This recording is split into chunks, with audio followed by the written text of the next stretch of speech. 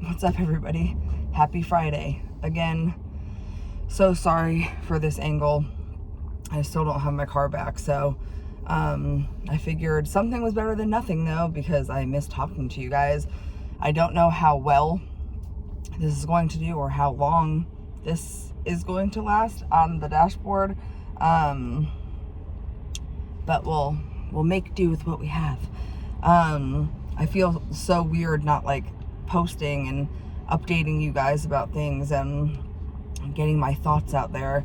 I definitely have to say I've noticed a big difference in my mood since I haven't chatted with you guys during like this week, and I guess a little bit of last week too. I feel like I'm a little more like irritable. Man, I wonder if I could push my seat up just a little bit so that you guys could see me better. Hold on, let's see.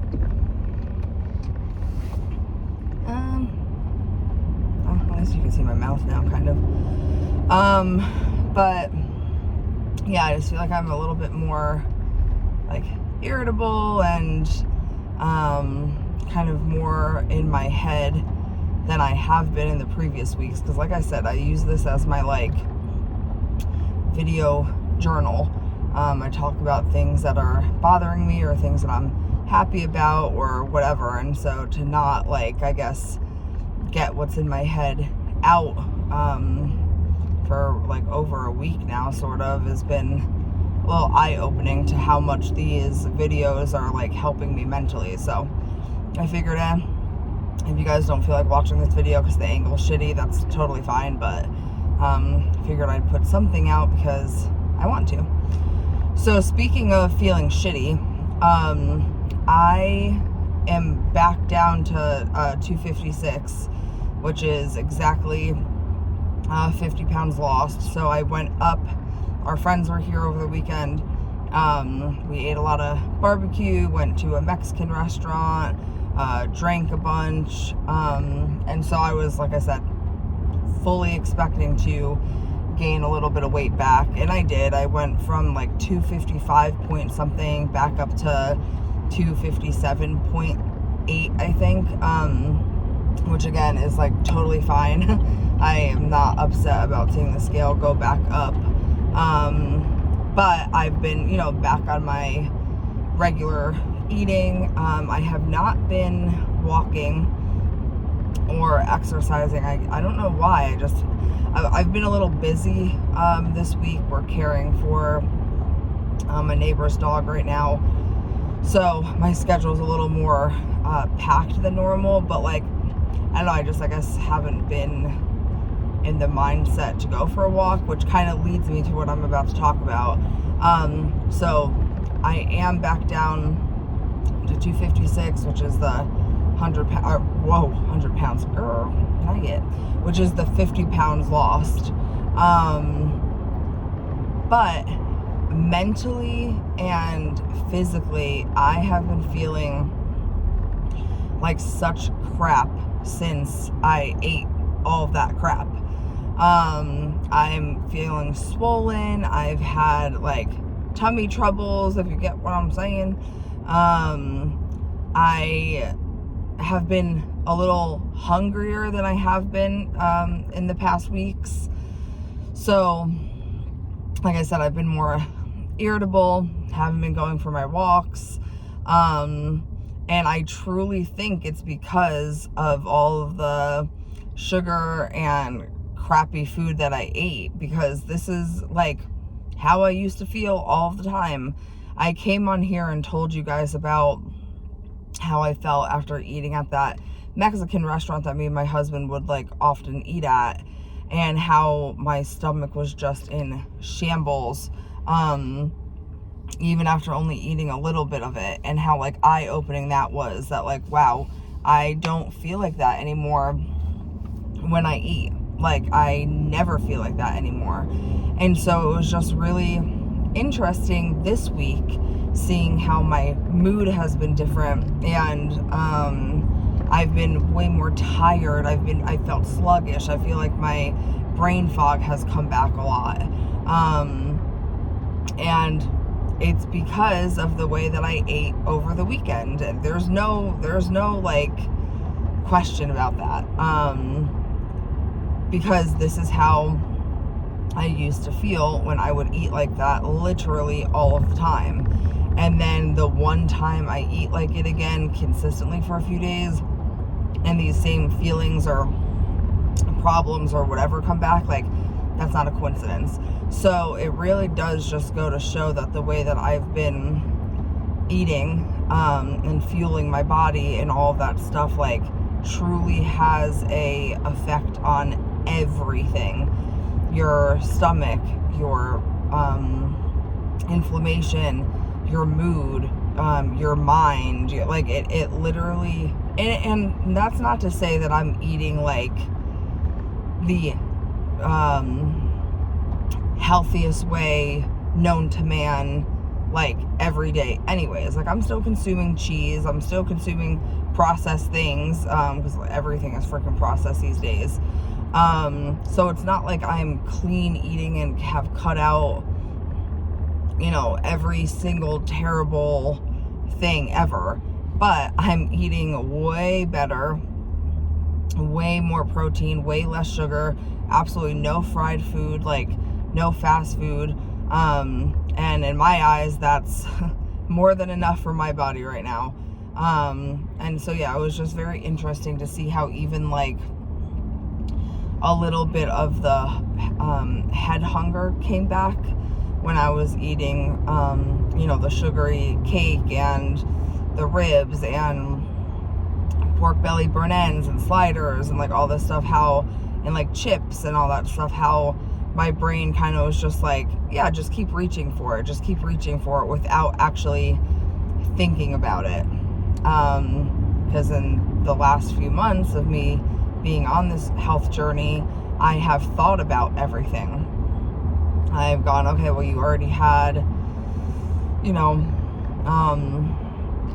X amount of this, like you've already had X amount of handfuls of this, or this many slices of this, or whatever, like, that's enough. Whereas this weekend, I was very much just like, oh, whatever. And then even a few days after that, like, I'd find myself coming home and like taking way bigger portion sizes of the cake that we had left over, and just little things like that were like creeping back in. Yeah, it's just interesting how it plays with your mind so much, how much control food has over your brain,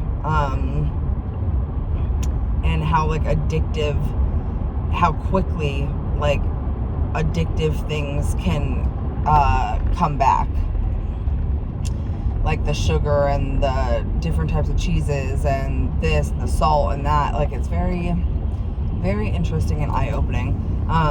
And also the other thing too is that I had the worst acid reflux on Monday night. So it's just all of these things. Was the food great? Yeah. Did it taste amazing? Yeah. Were the drinks good? Yes. Will I continue to every once in a while eat these things and indulge like we did over the weekend and have drinks and whatever? Yeah, I absolutely will. But the difference in all of this is that used to be my life every single day, minus the alcohol. I don't drink super often, but all the other stuff, the sugar, the cheese, the fried food, the whatever, that was my life every single day. Every single day. And it was just like a really big reminder that no wonder why I felt like shit 24/7 all of the time. Why I could hardly form a sentence. Why I would lose a thought in my head, like literally mid-thought. Why I was always overly exhausted. Why I never had a normal bowel movement, because everything would just go right through my body. Like, I already knew all of this stuff, but seeing physically and feeling and seeing the difference in how I have been feeling versus how I used to feel, it definitely like makes you acknowledge it more. So yeah, definitely a wild feeling. And again, I'm not mad at myself in like any way about it. I'm happy that I'm back down to the 50 pounds, because it shows that what I'm doing, like getting back on track, having my normal breakfast, my normal lunch that I enjoy, having our like dinners that we always just like plan out beforehand. You know, my friend left Tuesday, we had pizza on Monday, so really it's been like 4 days of me eating better again, and I'm already back down to the 256. So it just goes to show that a lot of the weight that came back over the weekend was not fat. That's another thing too, is I used to get really upset when I would step on the scale and would see the number go up, like especially if I felt like I was doing really well. And that's why I had such a bad relationship with the scale for a really long time, was because I would feel like I'm doing literally everything in my power. Why am I gaining weight? Why is the number going up? And the key word in that is gaining weight, gaining fat. And it took me a long time to realize that fluctuations, especially in women, are a real thing. When you weigh in at night versus when you weigh in the morning after you've used the bathroom, that's a real thing. If you've had a little more salt one day than you normally do and the number's up on the scale, that's why. Like, it took me a long time to realize that the number going up does not mean that I'm gaining fat. Because I would be like, how in the hell did I gain, 2 or 3 pounds of fat within a day or within 2 days? Like, that's not possible. I'm doing everything I can, and this isn't even worth it then, and blah, blah, blah. So putting it into perspective for myself, as in, no, you are doing everything you're supposed to be doing, everything to help yourself and all of that stuff. This is not fat that's causing the scale to go up. It's just your normal fluctuation. It's you holding on to a little more water one day, or it's your hormones one day, or whatever has really helped with my thought process on the scale going up. And so when I saw that number, I was like, okay. Like, I identified it as because I had my enjoyment calories, I had my fulfillment calories during the weekend, that our friends were here, and I didn't hold it against myself, because why would I? Like, that's what we were supposed to do. We were supposed to enjoy each other's company. We were supposed to have a few drinks, have some yummy food. That's exactly what we did, and my body's allowed to show for that.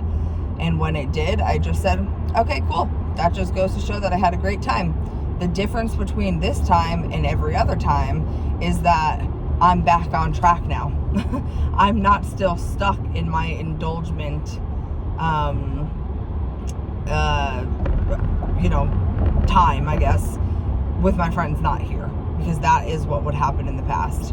I would get stuck in like the indulgent side of things. That's why they say holidays are like so hard for people that are dieting, and it's because you do so well all year or all month or whatever, and then you indulge on Christmas or Easter or Hanukkah or Thanksgiving or whatever it is that you celebrate, birthdays, anniversaries, like whatever it is, you indulge. And then a lot of people get stuck in that indulgement, and then they can't snap themselves out of it, because it's like, once you get a little taste of it, for some people, not for everybody, and this is how I used to be, once you get a little taste of the things that you've been cutting out for a while, it makes it harder to cut them out again, like especially immediately. So that's another thing that Mounjaro has really truly helped me with, is that it's kind of separated my food addiction from the actual food.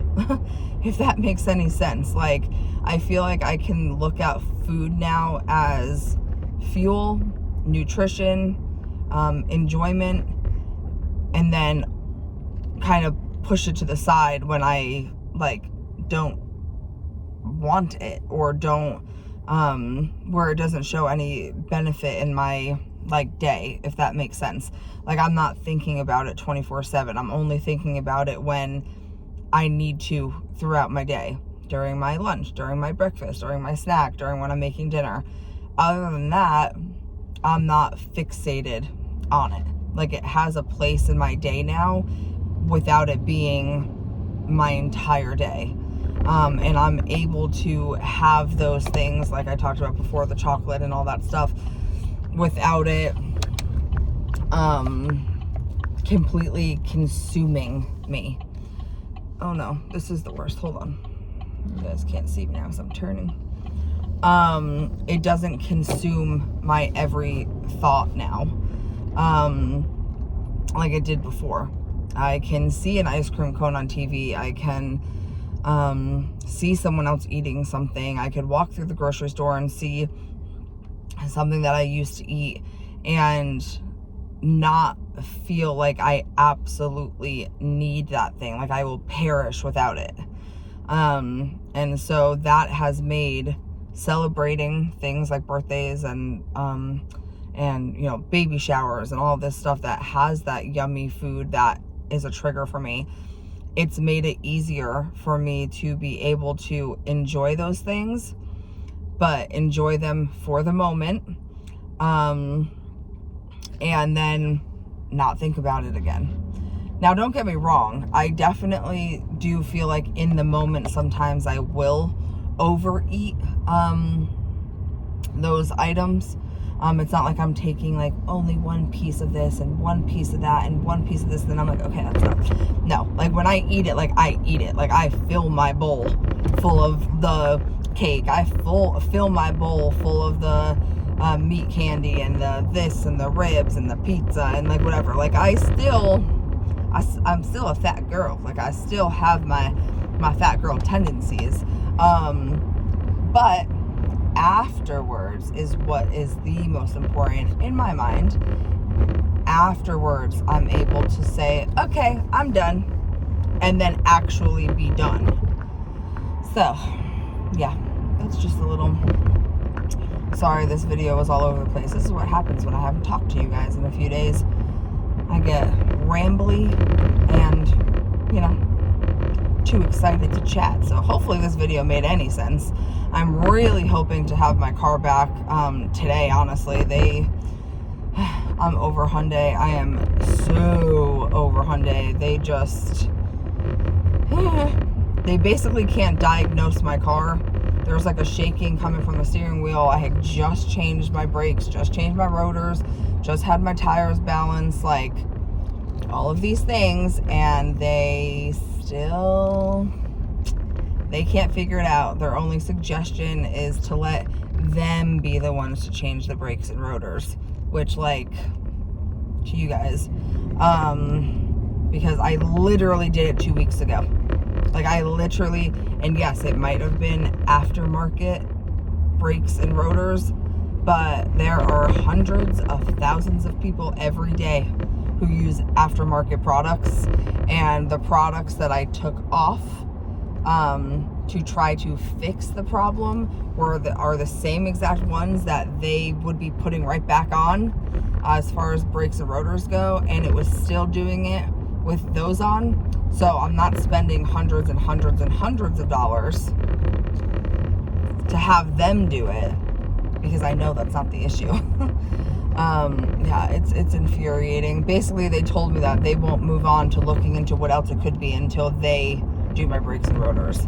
So that just, it's just a way to get money out of you, which freaking sucks. So, but also, you know, when there's an issue with your car, luckily my husband is very handy, and he does all of our work on our cars and stuff, but obviously there are certain things that he can't do without lifts or without certain tools. And yeah, he's an HVAC mechanic technician, but you know,